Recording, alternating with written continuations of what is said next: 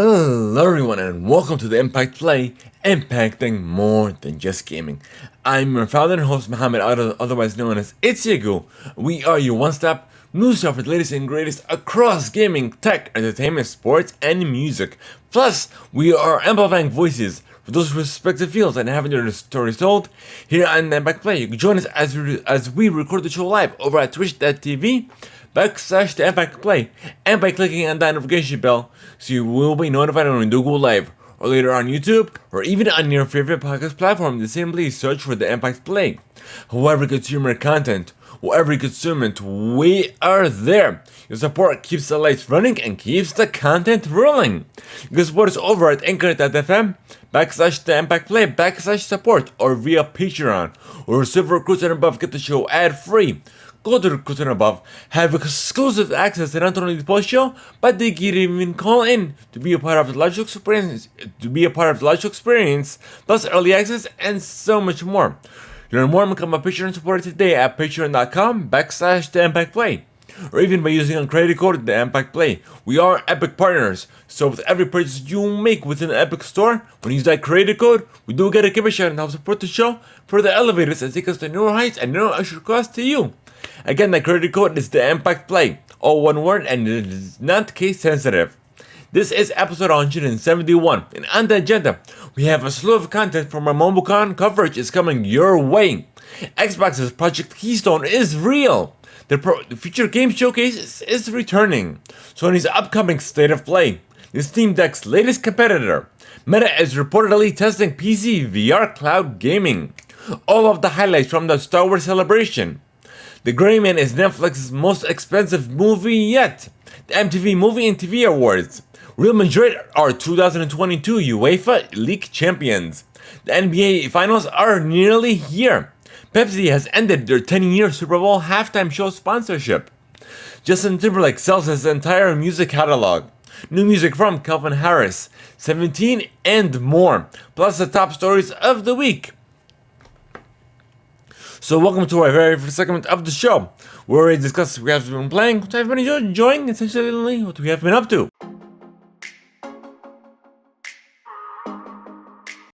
Alrighty, folks. So I've been on and off Destiny 2, but like I'm literally coming back every week because there's always a lot of content coming in regards to Destiny 2, because it is a live action service game, I should say. But I'm always having a blast with Destiny 2. Warzone, it's been a while since I've hopped into it, but I'm sure Operation Monarch is at its peak and it's all done and over with. So I was unfortunately unable to complete that. Rec League have been on in a while, and I've been playing more Bugsnax now. But I know it's the end of the month, but because we had our Momo coverage, it's still ongoing. I'll try my best to complete it by the end of the month. If not, it'll just roll over until the next month, and then until we complete it, and then we'll do our review cast for that. And also, I know Obi-Wan Kenobi is out now, the first 2 episodes, and we're gonna do a review cast for those 2 episodes, as well as a spoiler cast as well. So be on the lookout for that coming your way soon. This episode of the Impact Play is made possible by Audible. Sign up for your free 30-day trial and immediately get access to 1 credit that is good for any premium title. Simply go to audibletrial.com /the Impact Play. Again, that's audibletrial.com /the Impact Play. Even by using our promo code the Impact Play at checkout. Alrighty, folks, it's time for your gaming play. So first up, we have a couple of Sony PlayStation news. So the first up we have is coming from roadtovr.com. Sony, not Tony, announced its next State of Play. This company's ongoing presentation series where it highlights its upcoming titles. The company says viewers can expect a first sneak peek at PSVR 2 titles during the event next week. Sony has announced that its next State of Play event will be held on June 2nd. The presentation will be broadcasted on the official PlayStation channels on both Twitch and YouTube. During the event, The company says viewers can expect, quote-unquote, some exciting reveals from our third-party partners, plus a sneak peek at several games in development for PlayStation VR 2. So don't expect too much from this announcement, but hopefully we get a good amount of reveals. Speaking of Sony, here's an article coming from GameSpot. Jim Rao doubled down on Sony's commitment to increasing its live-action service offerings in its upcoming years during the games and network services portion of Sony's 2022 business segment briefings. So it says that by 2024 it wants to reach 10, and by 2025 at least 12. So hopefully we'll have a lot more live action titles coming from its first party studios. So we just have to wait and see. Next, we have PlayStation VR 2 in regards to that same portion of the games and network services of Sony's segment briefings. It is slated to have over 20 first-party and third-party titles available at launch. So it looks like it's going to be a long PlayStation showcase event. And let's see, we have some other Sony type of announcements. So we have earlier this week, Sony Pictures Entertainment announced that God of War and Horizon Zero Dawn are being developed for TV, while Gran Turismo is headed towards film. As reported originally by the Video Games Chronicle, the news of these titles being adapted for live action follows the company's ongoing efforts to expand its media offerings. Amazon will be streaming the God of War TV series, while Netflix has obtained the rights to stream Horizon.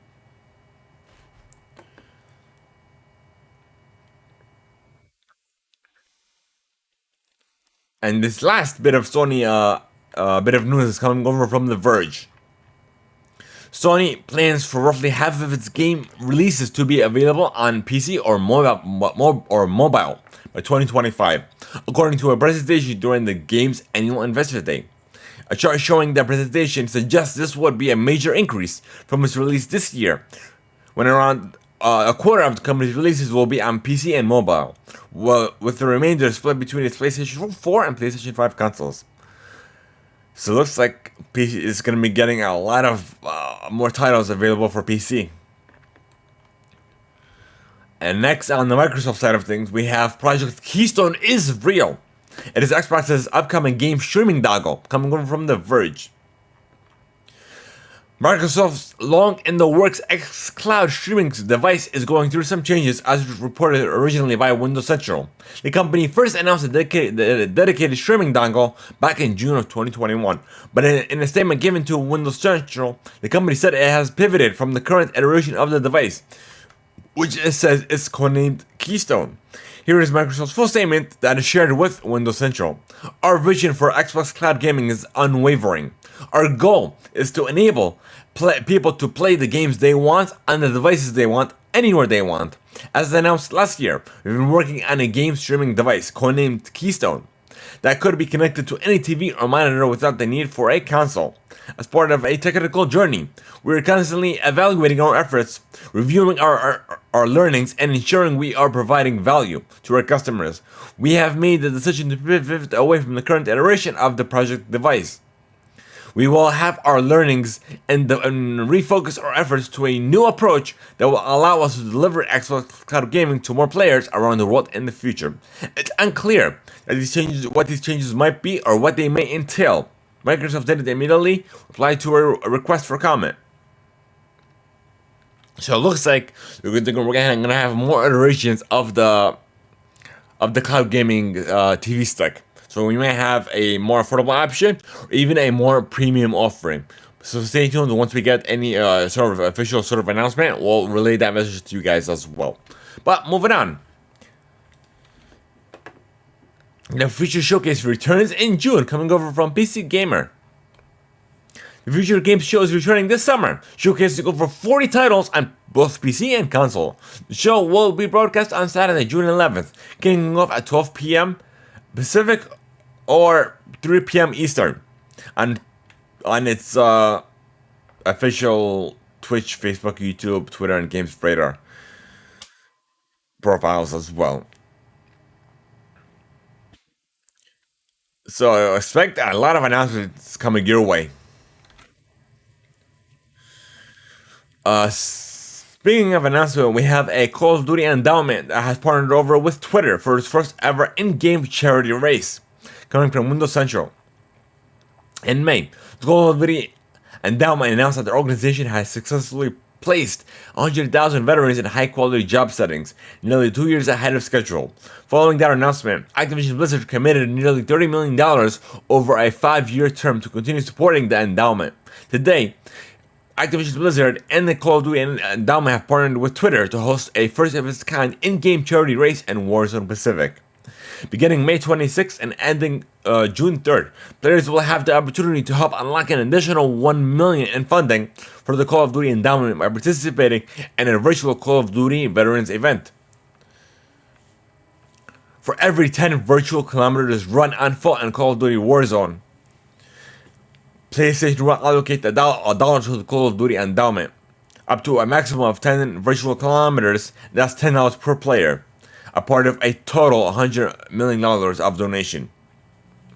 And also, you can get some calling cards as well. We have 25 kilometers, 50 kilometers, and 100 kilometers. So we have the bronze, silver, and legendary gold as well, calling cards.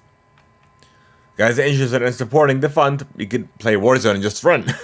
But that's a nice little thing. I'll definitely put up Warzone solely just for that, as well as seeing what else is new. So, moving on. Ion, the maker of the Odin Android handheld, is releasing a line of what it calls the most affordable portable Windows gaming console yet. The cheapest of the bunch, starting at just $299. $100 less than the 64 gig Steam Deck.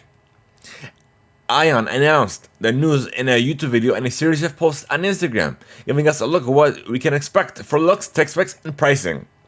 While the entry $299 Loki Mini comes with 64 gigs of storage with an Intel Alder Lake U chip, the standard Loki handheld has AMD Ryzen 5 6600U chip with 3 different storage options: 64 gig, 256 gig, and 512 gig. Each cost like $499, $599, and $699 respectively.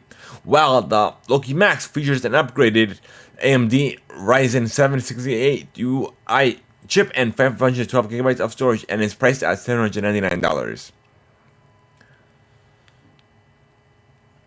And YouTuber Taki Yuden also learned that each model could come with a swappable storage, meaning you may have the option to keep giving you a storage boost if you start running low.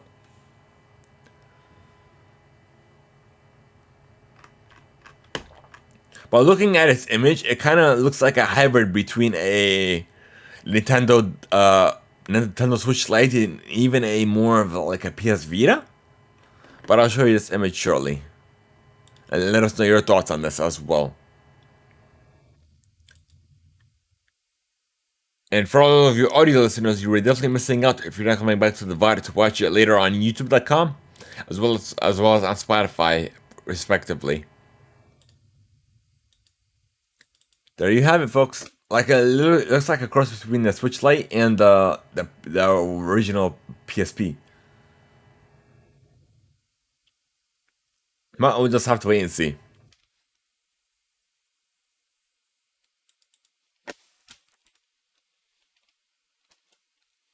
Alright, moving on. Netflix is exploding Kian's mobile title game launches at the end of May, coming over from The Verge. So we have Netflix exploding Kittens, the game. A new mobile title based on the popular card game will be available for free for Netflix subscribers on May 31st, the company announced. The new game will be a different version of the one that's already available on the App Store and Google Play at the launch. And we'll have 2 exclusive cards. Down the line, Netflix plans to add cards based on the upcoming animated series that will be hitting the service in 2023. Netflix also revealed 3 additional mobile titles that will be available on Tuesday. We have Moonlighter, Townsman, A Kingdom Rebuilt, and Dragon Up.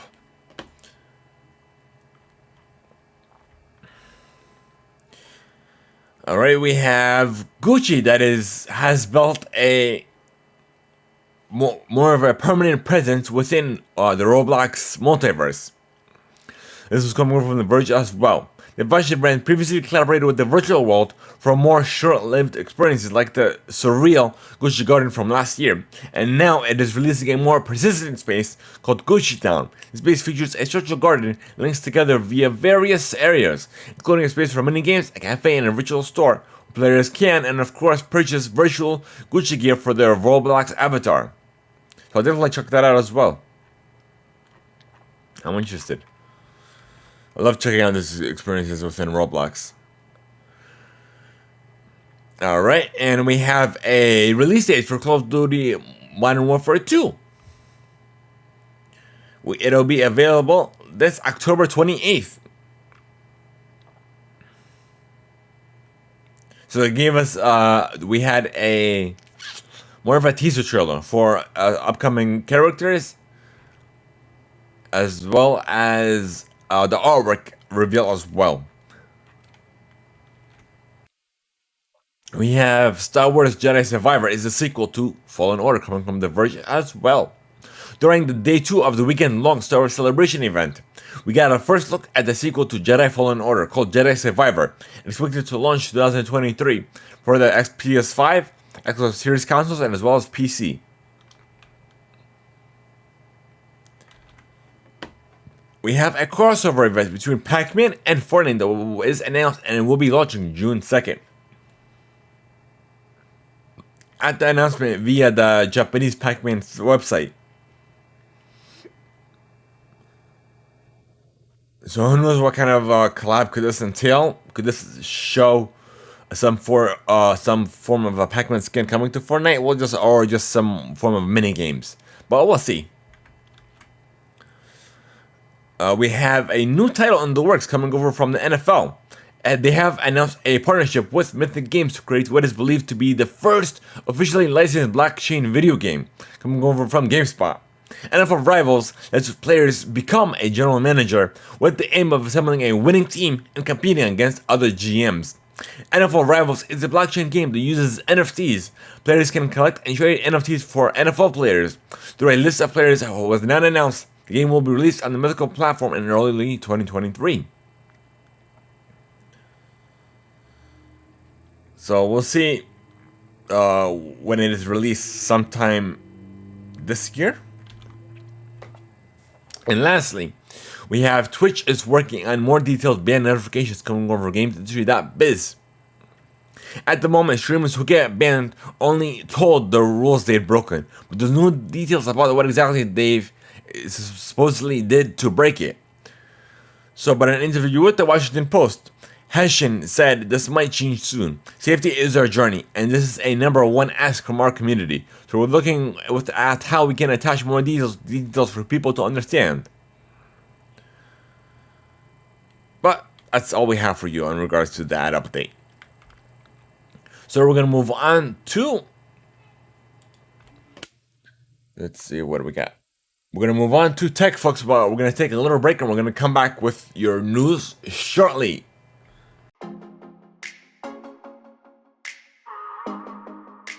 Alright, folks, it's time for your text play, but before we do, I'm going to go ahead and take my Gavelia coffee shop powered by the folks over at Forto.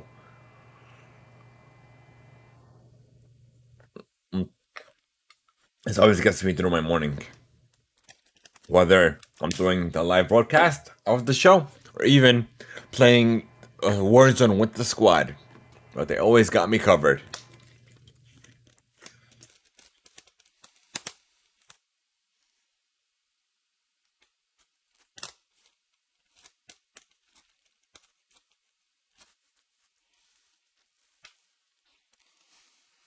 Alrighty, folks, let's see. The first one on the list, we have a Google Assistant that has finally arrived on Samsung's Galaxy 4 watch. Coming over from Gizmodo, Samsung and Google have now officially put the Google Assistant on the Galaxy Watch 4. Should receive a Wear OS update with the ability to enable it on your Samsung smartwatch beginning today. The update also applies to Galaxy Watch 4 Classic users as well. Nextly, we have Meta that is actually testing PC VR cloud gaming for the Quest. This is a report coming over from Road to VR. Meta may be ramping up internal testing for its own first-party cloud gaming service, which could let its latest standalone VR headset, the Quest 2, play PC VR games without the need for a VR-ready PC. Mention of the Avalanche Cloud PC VR streaming function was allegedly uncovered in the V24 of the Quest firmware, which released back in late 2020. It wasn't until this April that the data miner and Reddit user codenamed Samulia dug into the firmware to find the following string, as reported by tech analyst and YouTuber Brad Lynch.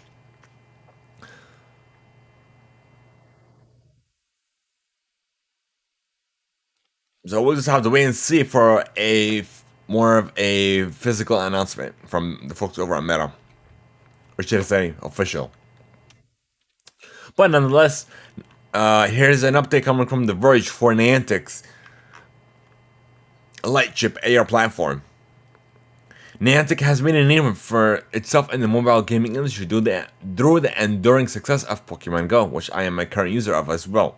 And the company is hoping to become something else, a platform for other developers to build location-aware AR apps on top of.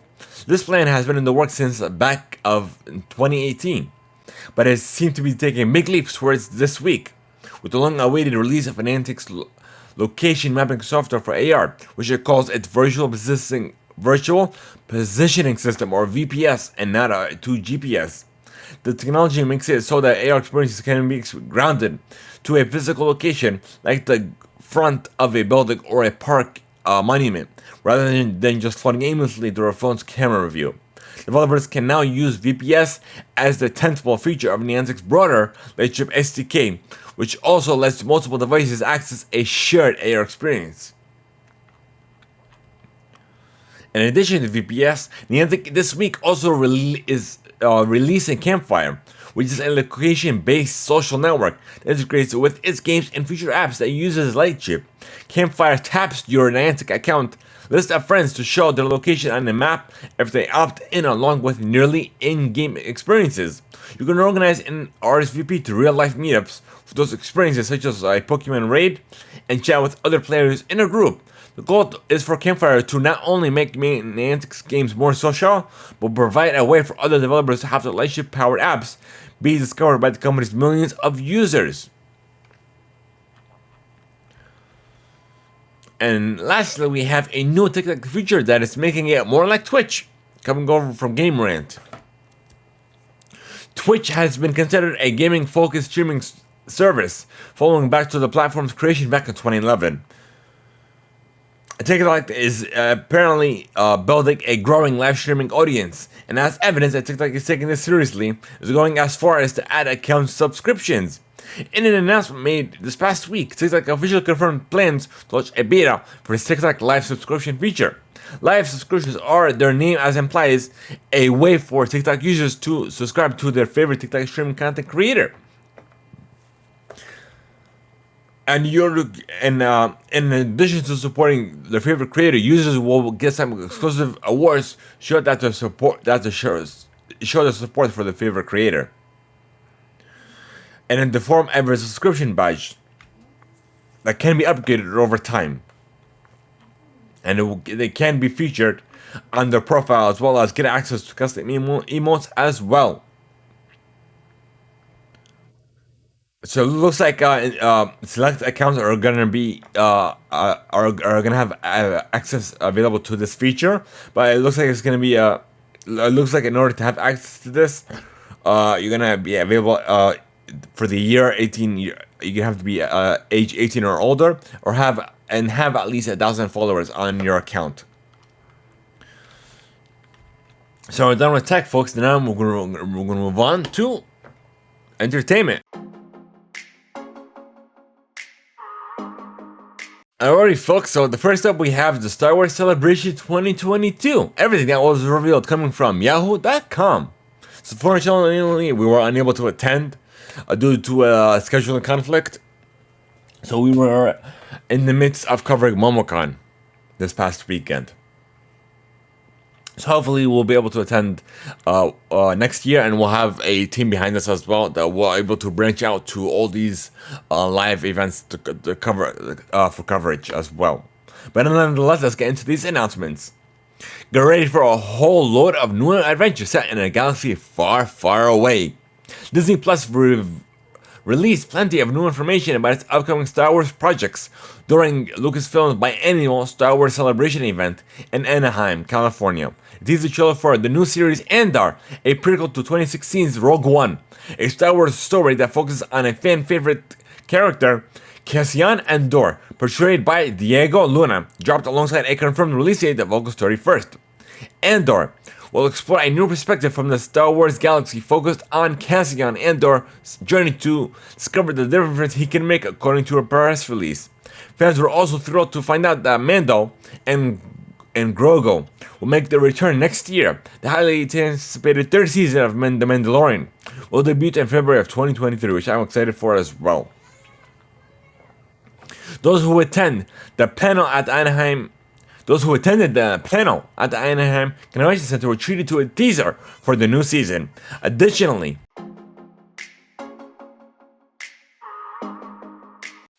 alrighty folks, so the 2021-2022 all NBA teams have been announced by the NBA for the All-Star team.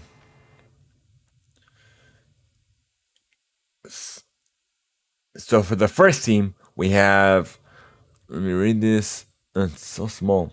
We have Luke Doncic, Devin Booker, Giannis, Jason Tatum, and Nikola Jovic. For the second team, we have Ja Morant, Stephen Curry, Kevin Durant, DeMar DeRozan, and Joel Embiid. For the third team, we have Chris Paul, Trae Young, LeBron James, and Pascal Pion, and Karl Anthony Towns. Alright folks, so the playoffs are still underway for the NBA Finals.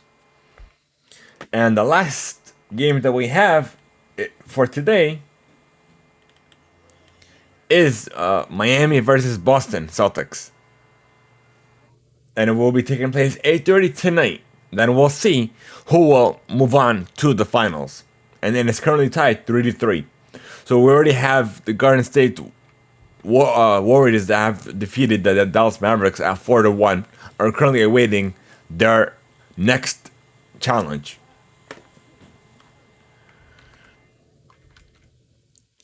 And let's see, what do we got here?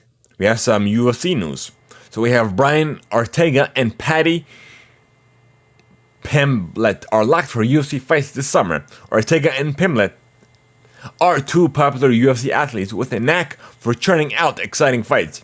The UFC has announced that Ortega versus Aaron Hernandez and Pimblett versus Jordan Levant are slated for UFC fight nights on consecutive weekends in July.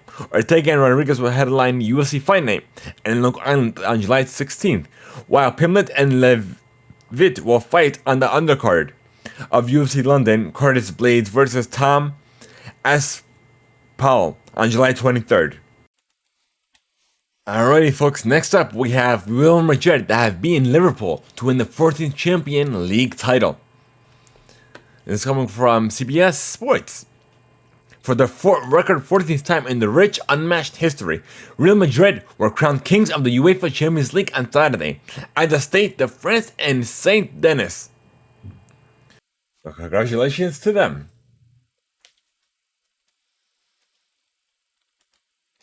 And lastly, speaking of the UEFA Champions League final, there was a performance coming from Camila Cabello. I don't know if I botched that, but I do apologize.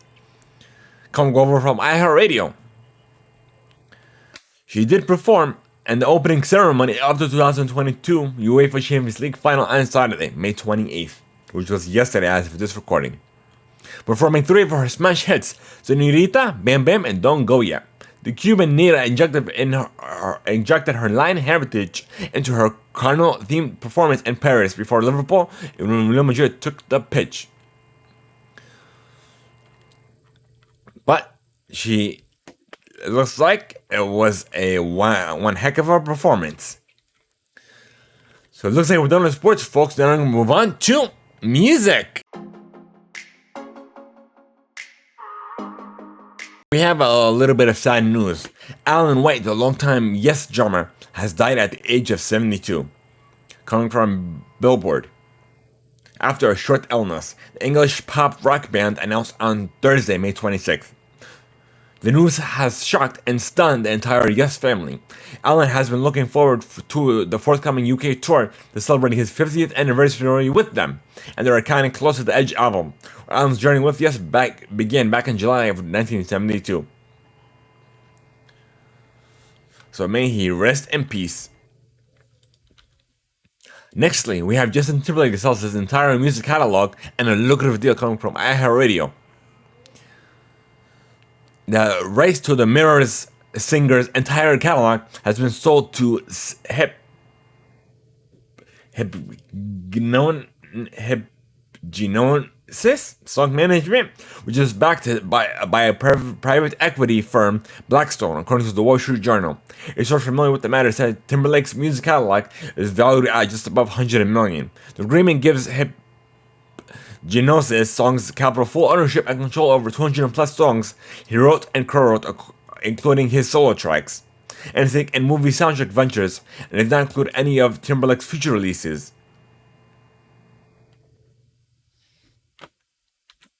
Alright, and next we have Pepsi is ending its 10-year sponsorship of the Super Bowl halftime show, and will focus on digital and video as well as other NFL properties coming from Deadline. The company has announced on Twitter that it will no longer be the sponsor of the annual halftime extravaganza at the big game, bowing out after a 10-year run. After, quote-unquote, after 10 years of iconic Pepsi Super Bowl halftime show performances, we have decided it's time to pass the mic. The tweet said, "Thank you to all the amazing artists and fans who helped us create some incredible moments along the way. Now on to the next stage." We have Blackpink that are preparing for the long-awaited comeback and planning a tour. Coming from iHeartRadio. According to a solo interview with Rolling Stone, Jennie revealed that news saying that the group is preparing for the comeback. I'm planning a tour. That's literally all we have for you on the headline. Nextly, we have Bruce Springsteen and the E Street Band has announced a 2023 international tour coming from Billboard. That kicked off. It's a 14-month global river tour.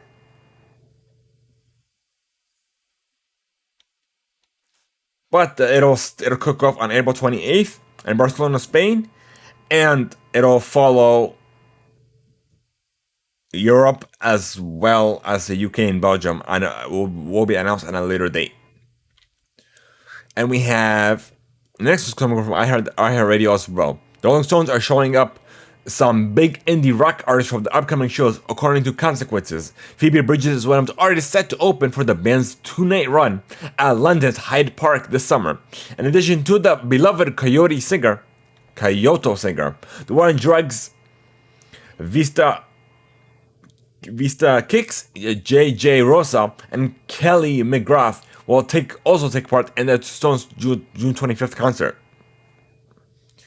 As for the July 3rd show, Courtney Barnett will be joined by Sam Fender as openers, as well as Chris Stone, Kingfish Ingram, The Dinner Party, and The Flints. And the two Hyde Park show are part of the Rolling Stones 60th anniversary UK Europe tour, which will include the first Liverpool show in over 50 years. And nextly, we have The Arcs Pentley and Ellie King will host the CMA Fest on Wednesday, August 3rd, beginning on 8 p.m. Eastern. This year marks the first time the show hosting CMA Fest for both Bentley and King. And the executive producer will be Robert Dianton. And it will highlight performances and celebration film during over a 4-day Nashville Country Music Festival, which will take place June 9th through the 12th, following a 2-year hiatus. Justin Bieber is taking his world tour to India. coming from Billboard as well on October 18th. It'll mark his second concert in that territory. And we have new music coming from Ed Sheeran, coming from Billboard. He shared the news as he cooked up a new deluxe edition of his 2021 album, Equals. So it'll include 9 additional tracks, 2 brand new ones, and ones that were featured in yesterday, quote unquote. We have a new EP coming from Christina Aguilera, La Tormenta, and a new single, Tall Tam. So, on Tuesday, Aguilera surprised fans by teasing she's releasing part 2 of her 3-part forthcoming studio album, which is titled La Tormenta. This came from People.com. And we have new music is coming from Nick Jonas for the Jonas Brothers, coming from iHeartRadio. Nick Jonas did reveal exciting news during a recent appearance on the Kelly Clarkson Show.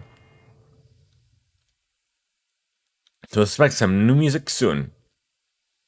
So we have new music. We have new music that came from Calvin Harris with Dua Lipa and Young Thug in Potion. I'm like, wait a minute, I know I heard that. And 17, Face the Sun.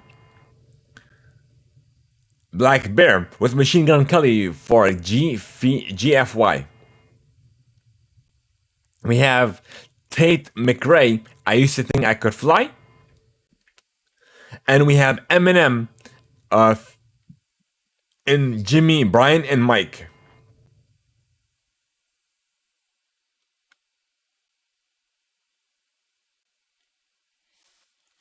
And we have the top 5 of the top 100 of the week. We have number 1, First Class by Jack Harlow, As It Was by Harry Styles. Number 3, N95 by Kendrick Lamar. Number 4, we have Wait For You, Future featuring Drake and Terms. And we have number 5, Die Hard. We have Kendrick Lamar, BLXST, and Amanda Reefer at number 5.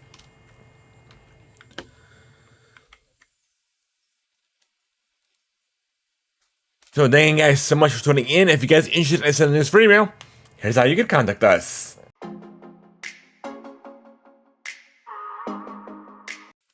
We want to know your feedback. If there's any questions you might have for us, something else free email, I don't know, the Discord server. Maybe you can voice notes over the Anchor.fm/THEIMPACTPLAY, or even by sending us an email to reademail@THEIMPACTPLay.com. Who knows, we even be featured in a special reademail segment or even a special episode of the show. So thank you guys so much for making us a part of your day. We should join a community server over on Discord. Be sure to enter exclamation Discord and chat now. Guys, we're trying to unlock subs over on Twitch and we need your help. Share the channel with your friends, your family, anyone who believe will benefit from the show. Leave us a review, just a rating on your favorite platform. Thank you guys so much. Have a great one. And for all of you Golden Cruise and above, I'll see you on the Patreon exclusive post show. For everyone else, have a good one.